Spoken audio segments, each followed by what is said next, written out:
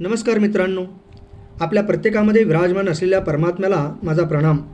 मला खात्री आहे आपण सर्वजण तंदुरुस्त आणि आनंदात असाल आणि असेच सदैव राहाल। मित्रांनो, आजचा आपला विषय आहे कृतज्ञता आणि आपले यशस्वी आनंदी जीवन। मित्रांनो, प्रत्येकजण आपापल्या परीने आपापले जीवन जगत असतो।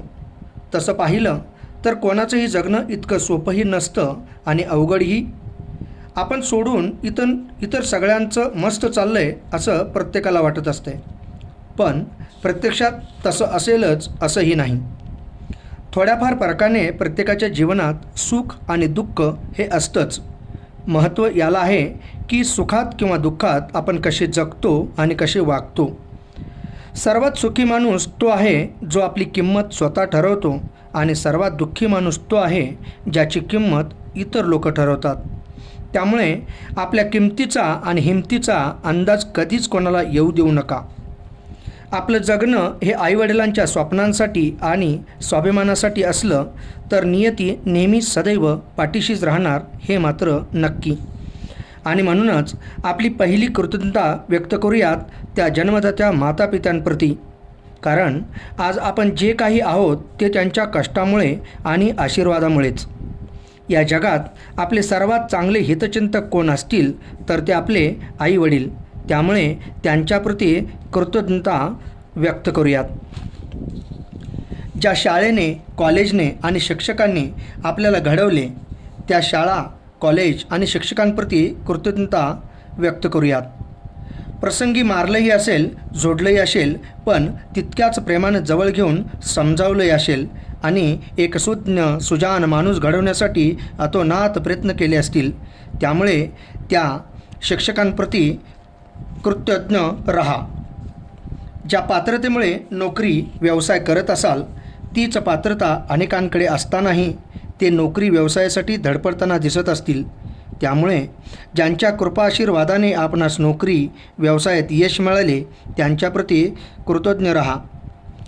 ज्या प्रार्थनेने तुम्हाला शिक्षण, नोकरी, व्यवसाय, आरोग्य, पैसा, प्रतिष्ठा मिळाली तशीच प्रार्थना अनेकजण देवाकडे करत असतील, पण त्यांना अजूनही वाट पाहावी लागते। त्यामुळे त्या देवाप्रती कृतज्ञ रहा। आपणाला घर, गाडी, बंगला आणि चांगले कुटुंब मिळाले तसे आजही कित्येकांच्या नशिबी आलेले नाही। त्यासाठी ज्यांच्यामुळे हे सर्व आपल्याला मिळाले त्याप्रती कृतज्ञ रहा। आपण घरातून बाहेर पडल्यानंतर जे रस्ते वापरतो त्याच रस्त्यांवर अनेकांचा अमूल्य जीव गेला असेल, पण आपण मात्र दररोज सुरक्षितपणे ये जा करत असतो। त्यामुळे त्या रस्त्यांप्रती कृतज्ञ रहा। ज्या पावसाने आपल्या शेतात चांगले पीक आणले, धनधान्याने घर भरून दिले, त्याच पावसाने अनेकांची शेती, पिकं उद्ध्वस्तही केली असतील। त्यामुळे आपल्याला, आपल्या घरादाराला ज्या पावसाने वाचवलं, सुख, आनंद दिला त्या पावसाप्रती कृतज्ञता व्यक्त करा। सूर्य, चंद्र, ग्रह, तारे, आकाश, पृथ्वी यांच्याकडून आपल्याला वेगवेगळ्या प्रकारची ऊर्जा, शक्ती प्राप्त होते आणि आपले जीवन सुजलाम सुफलाम होत असते। त्यामुळे या सर्वांप्रती कृतज्ञ रहा।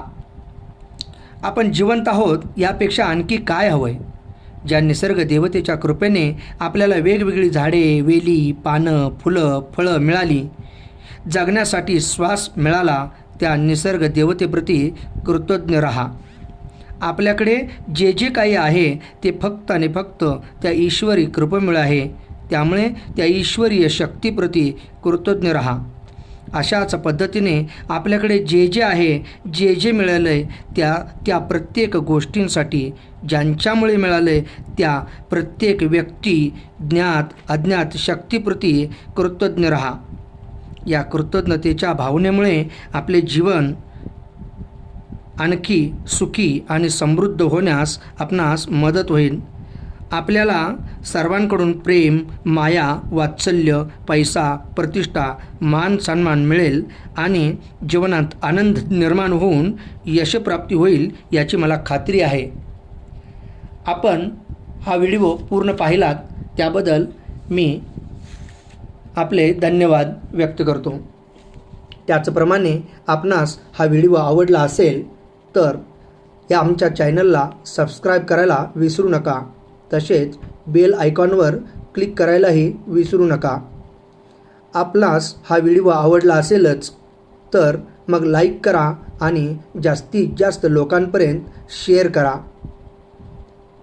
आपला हा प्रतिसाद आम्हाला नक्कीच प्रेरणा देईल. चला तर मग पुन्हा भेटूया पुढच्या व्हिडिओमध्ये. पुन्हा एकदा धन्यवाद धन्यवाद धन्यवाद.